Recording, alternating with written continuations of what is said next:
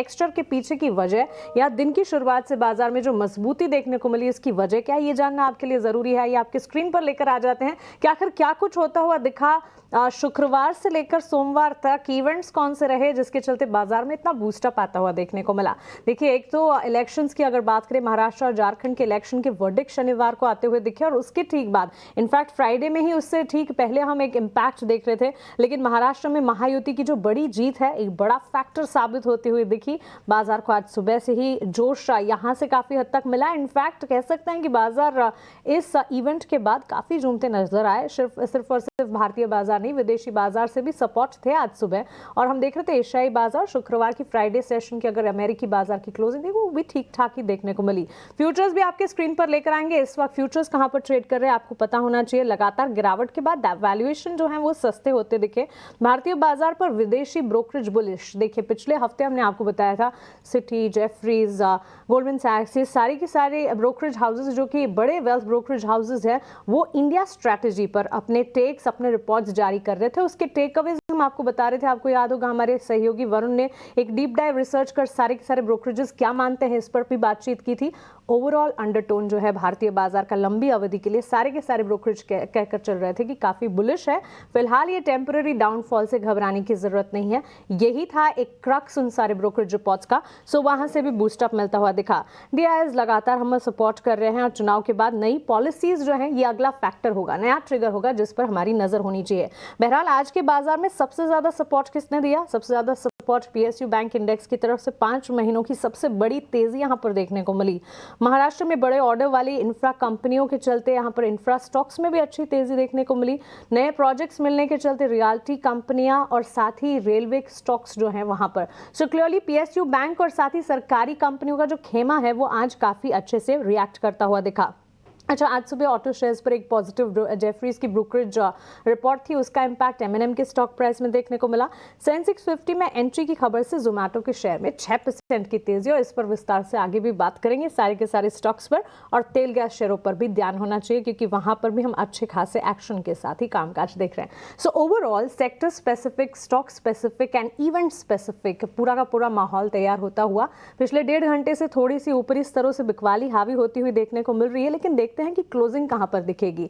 और closing trades में आज तो आशीषा इनफैक्ट वुमेन पावर है, लेकिन साथ साथ गुजराती वुमेन पावर है क्योंकि मैं हैं, आप हैं और हमारे साथ ध्वनि पटेल हैं। बिल्कुल बिल्कुल। तो कई सारे मेहमान जो हमारे साथ हमें ट्रेडिंग आइडियाज़ देंगे और ध्वनि हमारे साथ स्टूडियो में है, तो सबसे पहले उनसे ही शुरुआत करेंगे।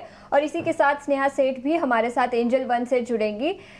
लेकिन ध्वनि, सबसे पहले आपसे पूछना चाहूँगी, शुक्रवार के ट्रेडिंग सेशन में तेज़ी दिखी थी, आज भी वो तेज़ी कंटिन्यू होती हुई नजर आई और ग्लोबल बाज़ारों से जो संकेत थे वो भी पॉजिटिव थे और कई सारे इवेंट्स भी है जिसके चलते तेज़ी दिखी है। लेकिन टेक्निकल्स पर देखें तो आज जो तेज़ी दिखी है, क्या ये कंटिन्यू होगी? तो अगर आशीषा आप टेक्निकल फ्रंट पे अगर हम निफ्टी का डेली स्ट्रक्चर यहाँ पर देख रहे हैं तो वहाँ पे जो रिवर्सल ये हमें देखने को मिला है कल की सत्र में और आज की सत्र में, दोनों ही सेशंस में अगर आप देखें तो वहाँ पे निफ्टी का ये जो बाउंस हुआ है वो 50 यहाँ पे जो रिट्रेसमेंट लेवल है हम जो बनाते हैं उसमें 38% रिट्रेसमेंट लेवल्स के पास हमने अभी तक का बाउंस दिखाया है आज के सेशन में।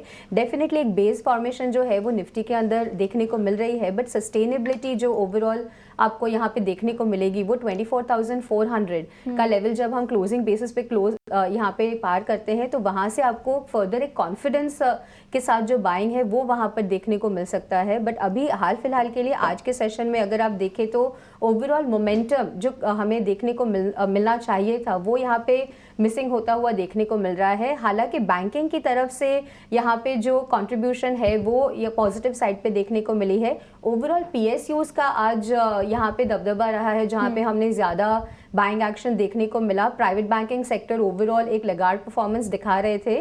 बैंक निफ्टी के लिए जो लेवल खास करके ध्यान में रखना रहेगा तो 52,400 का जो लेवल है वो काफ़ी इंपॉर्टेंट रहेगा क्लोजिंग बेसिस पे ऊपर की तरफ यहाँ पे क्रॉस करना, जिसके बाद ओवरऑल हम यहाँ पे कह सकते हैं कि आपको प्राइवेट और पीएसयूज दोनों की तरफ से यहाँ पे बैंक निफ्टी में भी एक साथ मिलेगा on the higher side further levels gain करने के लिए। बिल्कुल, तो ये कुछ लेवल्स जहाँ पर आपको नज़र रखनी चाहिए, लेकिन इसके अलावा कुछ इंडिविजुअल सेक्टर्स पर नज़र डालें तो अभी ध्वनि ने भी बैंकिंग सेक्टर की बात की और पीएसयू बैंकिंग इंडेक्स सबसे बड़ा सेक्टोरल गेनर है। 4.5% की तेज़ी के साथ आज यहाँ पर कारोबार दिखा है। और कुछ इंडिविजुअल मूवर्स की बात करें तो सेंट्रल बैंक ऑफ इंडिया 8.5% ऊपर, इंडियन बैंक 6.5% की तेज़ी यहाँ पर दिखी है। UCO bank, bank of Baroda, IOB सभी स्टॉक्स में 4% से ज़्यादा की तेज़ी आज के ट्रेडिंग सेशन में दिखी है। तो पीएसयू बैंकिंग स्टॉक्स से अच्छा खासा सपोर्ट बाजार को आज मिलता हुआ। स्नेहा, क्या नज़रिया होगा आपका पीएसयू बैंकिंग इंडेक्स पर, और कोई स्टॉक स्पेसिफिक आइडियाज़ जहां पर आपको लगता है कि आज की मोमेंटम अगले कुछ दिनों तक कंटिन्यू हो सकती है? ओवरऑल अगर आप देखें तो मार्केट में एक अच्छी रिकवरी जरूर आई है, but again it is very important कि ये सस्टेन रहेगी कि नहीं। हालांकि एक चीज पॉजिटिव थी फ्राइडे के सेशन में कि हमने काफी अच्छी एफआईज की तरफ से इंडेक्स फ्यूचर्स में बाइंग देखी। तो जो कि लॉन्ग शॉर्ट रेशियो जो नीचे की तरफ था अराउंड 24 के आसपास, वो अब 31 के आसपास है। अगर यहाँ से उनकी बाइंग इंटरेस्ट फिर से कंटिन्यू होती है नेक्स्ट कपल ऑफ सेशंस में, तो थोड़ा सा एक ओवरऑल सेंटिमेंट थोड़ा सा बूस्ट होते हुए दिखेगा। निफ्टी के लिए इट इज वेरी इंपॉर्टेंट कि हम देखें 24,300 400 ये लेवल सरपास हो, बिकॉज अगर आज के दिन आप देखें तो काफी अच्छी राइटिंग आ रही है ये पर्टिकुलर स्ट्राइक्स में।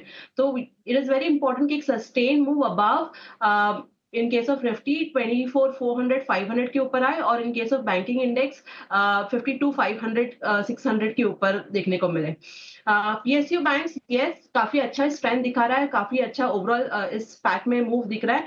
और इसमें से जो ये स्पेसिफिकली अगर आप पीएसयू बैंकिंग स्पेस से देखें तो मुझे बैंक ऑफ बड़ौदा ये काउंटर काफी अच्छा लग रहा है काफी समय से। एक अच्छा बेस फॉर्मेशन होते हुए दिखा है अराउंड 330 230 के आसपास, 230 232 के आसपास, और यहाँ से लास्ट 2 दिनों में काफी अच्छी अपमूव है। मुझे लगता है कि अपमूव एक्सटेंड हो सकता है टुवर्ड्स 257 258।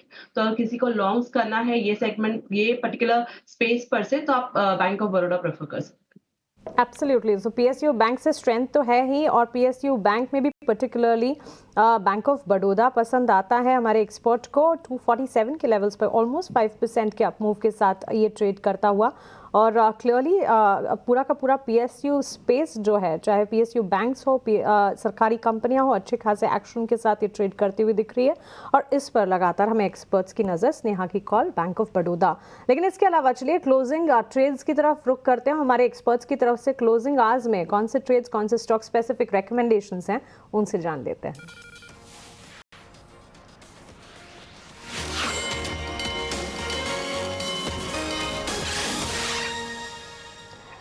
सेंट्रम ब्रोकिंग के technical and derivative research analyst हमारे साथ नीलेश जैन भी जुड़ गए हैं, उनका भी स्वागत करते हैं। नीलेश, गुड आफ्टरनून, स्वागत है आपका 18 आवर्स स्वदेश पर। अभी मैं कह रही थी कि सब्सटैंशियल गैप अप जरूर देखने को मिला, लेकिन वो सस्टेन फिलहाल तो नहीं हो पा रहा है। सेकेंड हाफ में बस ये एक आध घंटे में जो ऊपरी स्तरों से बिकवाली का दबाव आया है, उसे कैसे देखते हैं आप? मार्केट्स कैसे सेंस कर रहे हैं आप, और आपके closing trade stock specific recommendation? Very good afternoon to you Mansi. बिल्कुल ठीक है, आपने देखी थोड़ी प्रॉफिट बुकिंग हमें ऊपरी स्तरों से जरूर देखने को मिली है, बट मेरे ख्याल से अगर हम क्लोजिंग बेसिस पे देखें तो अगर 24,200 के ऊपर की क्लोजिंग देखने को मिलती है तो एक तरीके से पॉजिटिव क्लोज ही माना जाएगा, क्योंकि निफ्टी अपने 21 डे मूविंग एवरेज को रिक्लेम कर चुका है जो कि 24,050 के आसपास है। अब यहाँ से जो लेवल हम देख रहे हैं ऊपरी स्तरों पर वो है 24,400 24,500 का। तो यहाँ से इस सप्ताह जो कि मंथली एफएनओ एक्सपायरी का सप्ताह है निफ्टी बैंक निफ्टी का, तो काफी शॉर्ट्स अभी भी सिस्टम में बने हुए हैं, तो एक शॉर्ट कवरिंग रैली यहाँ पर और भी बनती हुई नजर आ सकती है। तो 24,400 24,500 तक के लेवल के लिए अगर निफ्टी में कोई डिप अगर यहाँ से मिलती है तो लॉन्ग ट्रेड लेके चल सकते हैं। 24,050 के नीचे का स्टॉप लॉस रखना होगा, ये स्पॉट के लेवल्स होंगे। विक्स में भी लगभग 5% का फॉल हम आज के सेशन में देख रहे हैं। अगर और कूल ऑफ यहाँ पे देखने को मिलता है तो डेफिनेटली वो एक कंफर्ट प्रोवाइड करेगा मार्केट्स को। ओवरऑल बैंक निफ्टी रणनीति अभी फिलहाल हमें देखने को मिल रही है। बैंक निफ्टी लीडरशिप दिखा रहा है, 52,000 के ऊपर टिक रहा है, तो मेरे ख्याल से बैंक निफ्टी पर भी फोकस करके चलना चाहिए। 52,400 52,500 तक की अपसाइड हमें यहाँ पे देखने को मिल सकती है। मेरी ओर से 2 खरीदारी की ट्रेड है। सबसे पहले अपोलो टायर, इस पर्टिकुलर स्टॉक में लगातार हमने स्ट्रेंथ देखी है और निचले स्तरों से एक शार्प रिकवरी शॉर्ट कवरिंग के चलते यहाँ पे देखने को मिल रही है। तो अपोलो टायर में करंट लेवल पर लॉन्ग पोजीशन बना के चल सकते हैं। यहाँ से 520 525 तक के लेवल हमें देखने को मिल सकते हैं, स्पॉट्स के लेवल से। 495 का स्टॉप लॉस रखना होगा। वहीं जो दूसरा स्टॉक रडार पर है वो है नजारा टेक।